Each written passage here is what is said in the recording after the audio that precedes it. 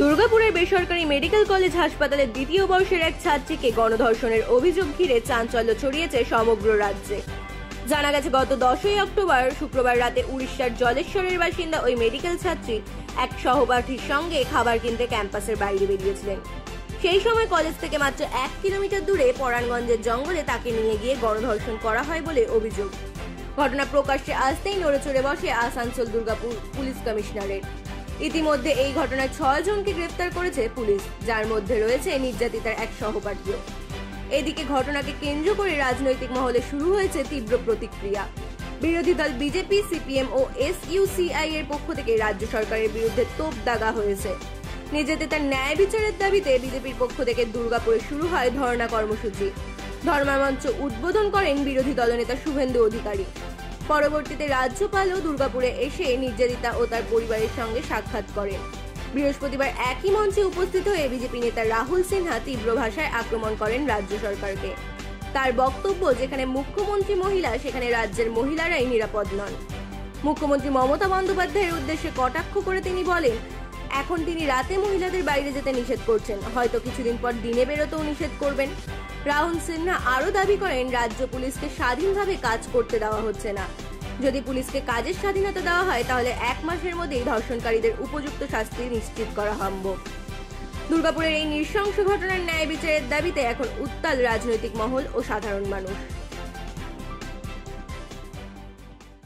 নারীকে বাঁচানোর যে চেষ্টা, ধর্ষণ করবে ওরা, আর আপনার আমার ট্যাক্সের পয়সা দেবে মমতা ব্যানার্জি ধর্ষক পরিবারকে, যারা ধর্ষিতা তাদের পরিবারকে। এর চেয়ে বড় লজ্জার কি আছে? যেখানে যারা করেছে তাদের এমন সাজা দাও, এমন শিক্ষা দাও, যাতে আর কেউ ধর্ষণের কথা চিন্তা করতে না পারে। তা না করে তিনি কি করছেন? টাকার বিনিময়ে ধর্ষণকারী যারা আছে তাদের অপরাধকে ধামাচাপা দেওয়ার চেষ্টা। 6 জন তো গ্রেপ্তার হয়েছে, তারপরেও কেন এই আন্দোলন করলো? 6 জন গ্রেপ্তার হয়েছে। 6 জন গ্রেপ্তার কখন হয়েছে? 6 জন গ্রেপ্তার হওয়ার আগে মুখ্যমন্ত্রী কি কথা বলেছে? প্রথমেই যদি মুখ্যমন্ত্রী বলতেন, এই নির্যাতিতার সঙ্গে আমরা আছি, ওর পরিবারের সাথে আমরা আছি, যারা এই কাজ করেছে তারা কেউ রেহাই পাবে না, তাহলে কিন্তু বিষয়টা অন্যরকম ছিল। আজকে 6 জন কেন 26 জন ধরা পড়লেও মানুষ ওকে গুরুত্ব দিচ্ছে না। তার কারণ, মুখ্যমন্ত্রী তার আগে যে সমস্ত বিবৃতি দিয়েছে, যে সমস্ত আচরণ দেখিয়েছে, তা পরিবার বিরোধী। মুখ্যমন্ত্রী একবার ওই পরিবারের সাথে কথা বলতে পারতেন না? ওই পরিবারের সাথে কথা বললে কি হতো? মুখ্যমন্ত্রীর জাত চলে যেত নাকি? 4টে মুসলমানের ভোট কমে গেলে মুখ্যমন্ত্রী সরকার হারিয়ে ফেলতো?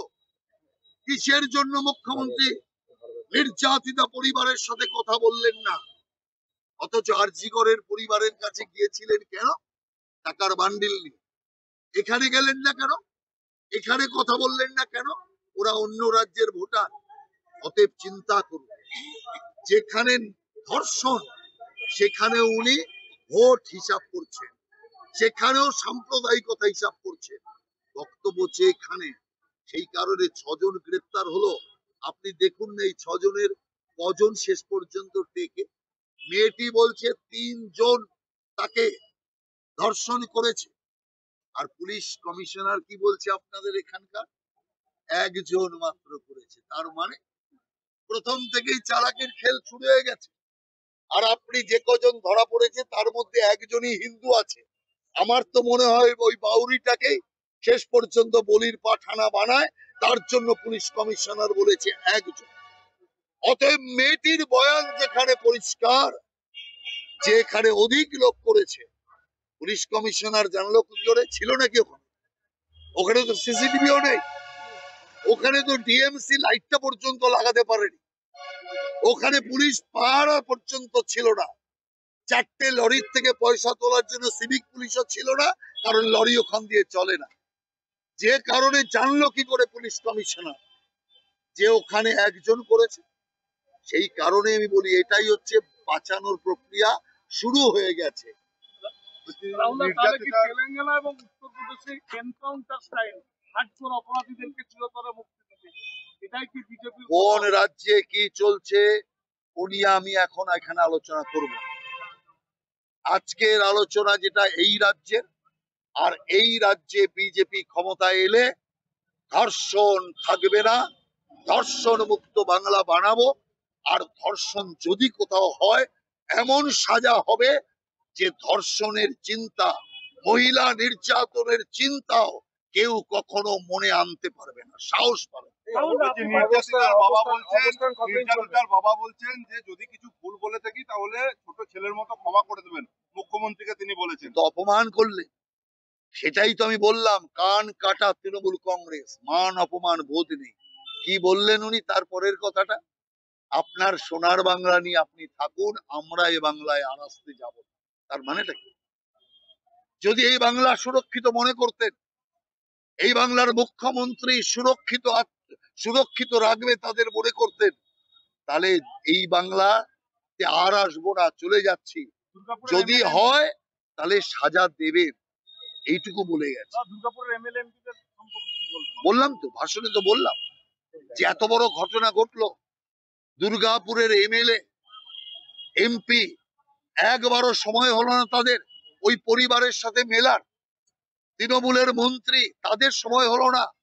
এবং তার সাথে সাথে তৃণমূলের যত মহিলা নেত্রী আছে, মহিলা মন্ত্রী আছে, একজন মহিলা এবং তার পরিবারের বেদনায় তাদের মন একবারও কেঁদে উঠলো না, একটা শব্দ তারা করলেন না, একবারও তারা ওই পরিবারকে একটা ফোন করার সৌজন্য দেখাতে পারলেন না। অতএব সেই কারণে আমরা মনে করি তৃণমূল কংগ্রেস ধর্ষণকারীদের পার্টি কেন বলেছি, এই সামগ্রিক চরিত্র নিয়েই বলেছি। আমরা এই ধর্ণা আগামী 19 তারিখ পর্যন্ত এখানে চালাবো। আপনারা জানেন 20 তারিখ মা কালীর পুজো, মানুষ সেই পুজোয় মেতে থাকবে।